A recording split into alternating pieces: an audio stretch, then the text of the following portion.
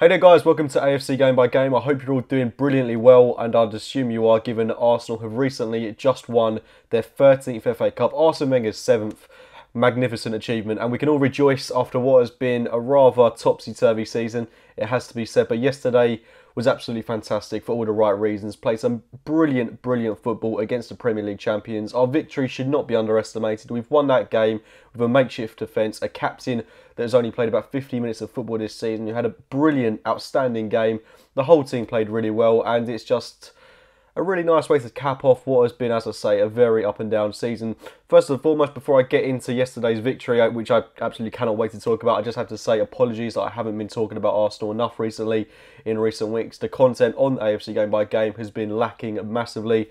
I can only apologise for that. I've been really busy, both with university and stuff outside of that. I don't know if you saw, but recently I went up to interview Fabian Delph at Manchester City. I've recently spoken to Robert Snodgrass as well, Steve Claridge, and I've been really busy with stuff in general, and I haven't really had the opportunity to talk about Arsenal as much as I'd have liked to. But there's a lot to talk about, really, because a lot's happened since this 3-4-3, just about got it in the end. We've been playing some brilliant football. The football has been exciting, it's been energetic, it's played to our players' strengths. Rob Holding, how many times have I said this season he needs to be playing more? He's looking like an absolute quality centre-back that we've got on our hands for £2 million, has bedded in really well in this new system, and I really hope that he's going to be there for the longevity, because he was absolutely amazing yesterday, has been since he's come into the team. Some of our victories have been really good, beating Man United under Jose Mourinho. We did that not too long ago, beating Stoke away. Really positive end to the season, but on the final day, just wasn't enough to clinch Champions League football for us. But on the shape of things, we've often spoke about, would we rather have the FA Cup or would we rather get the top four?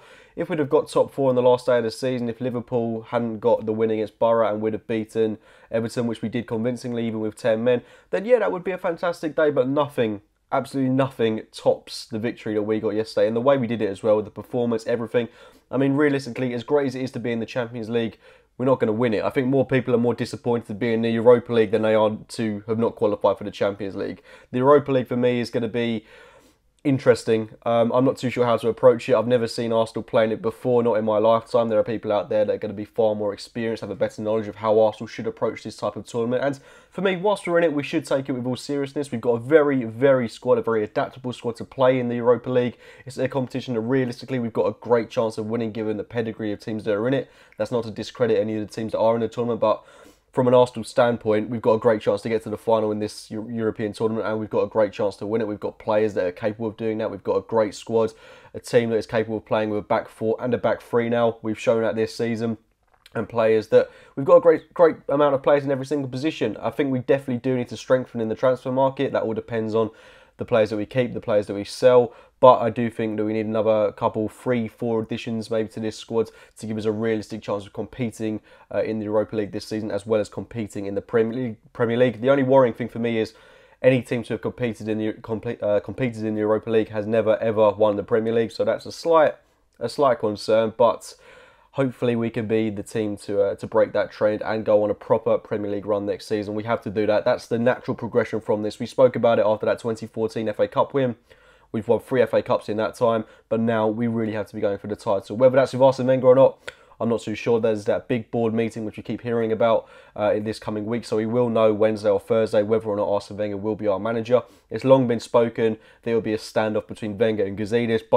Both people seem to have disagreements in how the club should move forward, so it'll either be Gazidis or Wenger at Arsenal come Thursday. So it's exciting. It's also quite daunting, but it's a great way for Arsene Wenger to go if he is to leave this season. He kept his medal, which he doesn't normally do, so maybe that's a sign that this could well be his last game at Arsenal Football Club, which I think many people would be happy to see. I think a lot of people want to see him go out on a high note, but yesterday wasn't about Arsene Wenger, it was about Arsenal as well, and to win 13 FA Cups, the team to have done it the most, absolutely phenomenal, and I think it's going to be a while before that's overtaken by Manchester United, who is closely behind on 12. But it's really great to see us do that, and it was a great day yesterday, a great way to top off the season, and it's been a great route to the final, really. We've played 2 non-league sides in Sutton and Lincoln.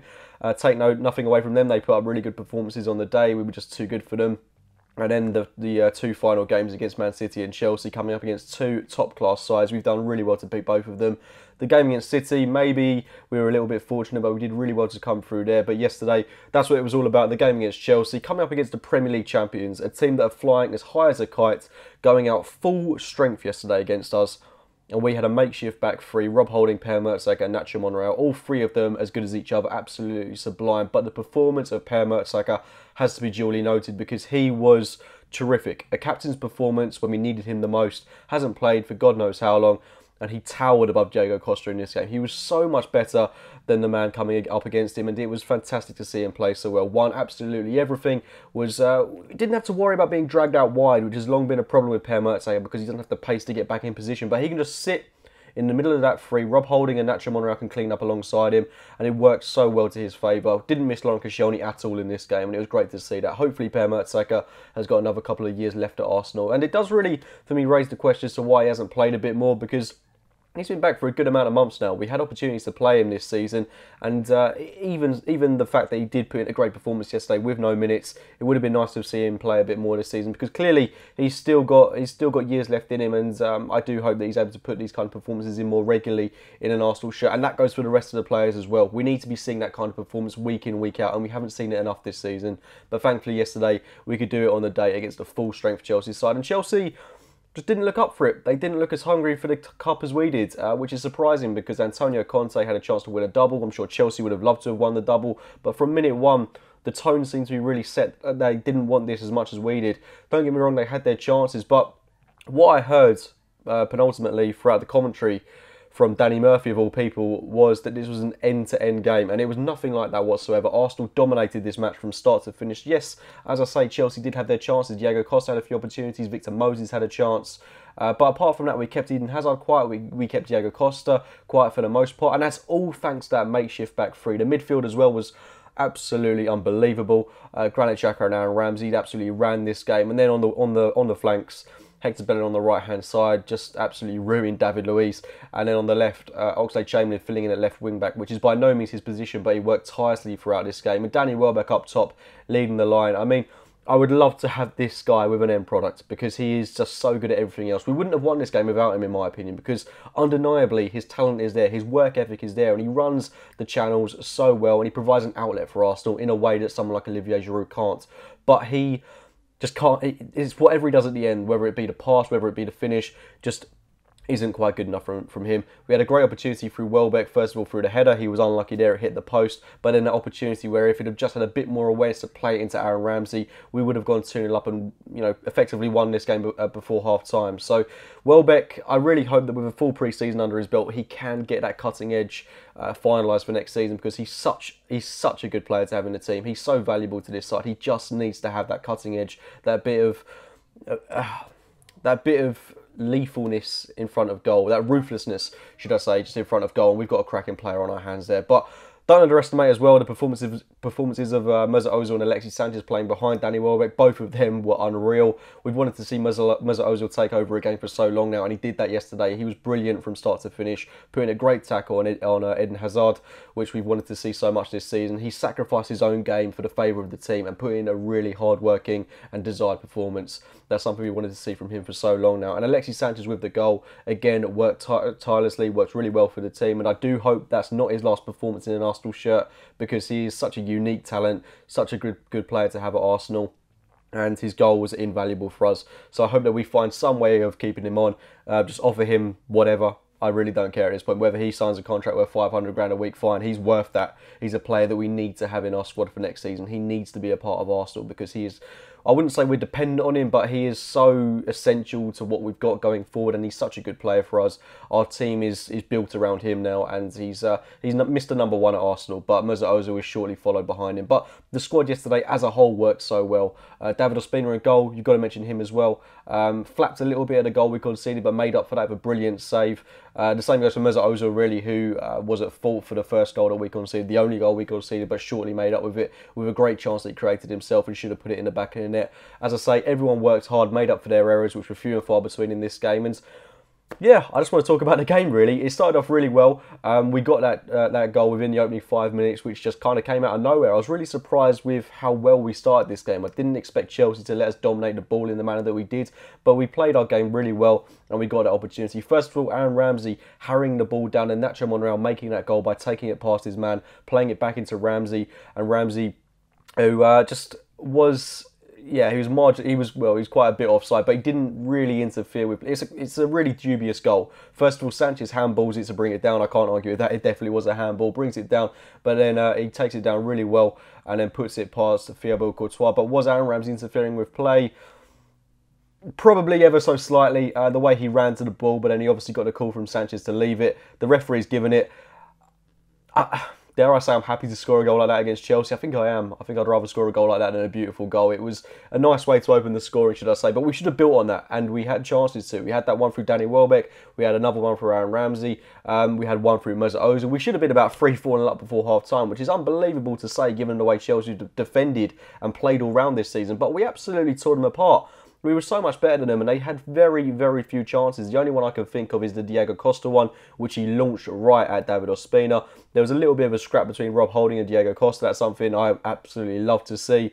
But Rob Holding came up against a world-class striker yesterday and put in a very stellar performance. The same goes for Per Mertesacker and Monreal as well, who was just absolutely everywhere yesterday. But going out into that second half, the real big call was sending off Victor Moses, who first of all made a horrendous challenge on Danny Welbeck, who absolutely outdid him in that instance. But then the dive against Oxlade-Chamberlain, appalling cheating from Victor Moses, rightly sent off.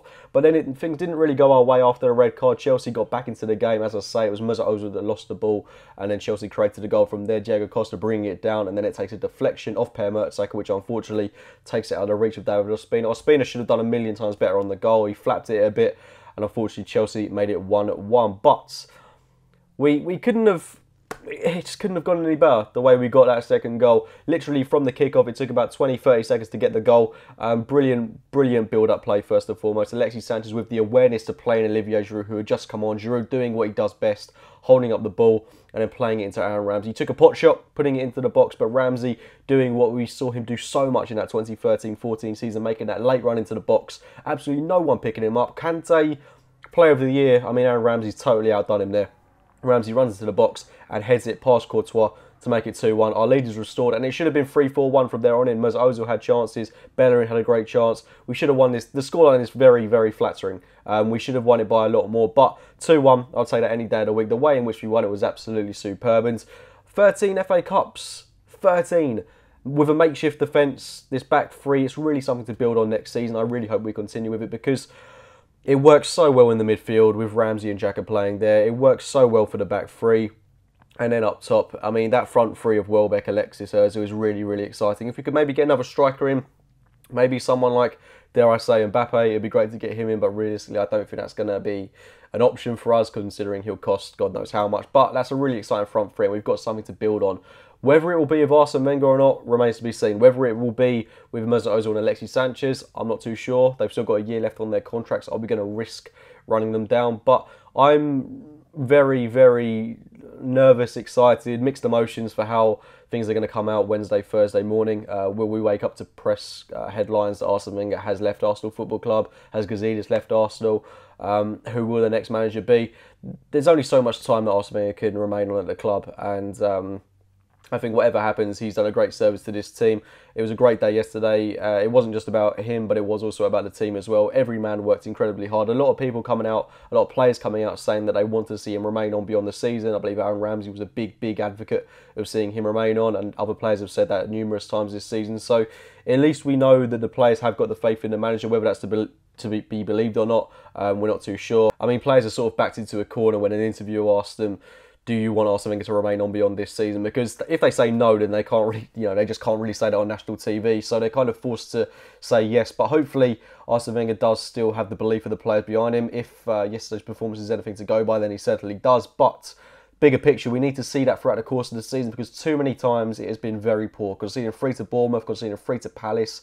Numerous times this season it's been abysmal from Arsenal, and that needs to change from next season. We need to see more of the type of performances such as yesterday throughout the course of the campaign, because we evidently have a very talented squad that are capable of beating the best in the league, as we did yesterday with a makeshift team. So make of that what you will. We've got to be doing better next season, and we are capable of winning the Premier League. That's evident. That's clear with the team that we've got and performances such as the one yesterday. But I mean, pessimists will say that it's the FA Cup and anything can happen in the final. But I firmly believe that with the players we've got the ability to do something in the league. It's just a case of getting their mentality straight, which has been a problem with us for so long. But I'm not going to waffle on for too long now.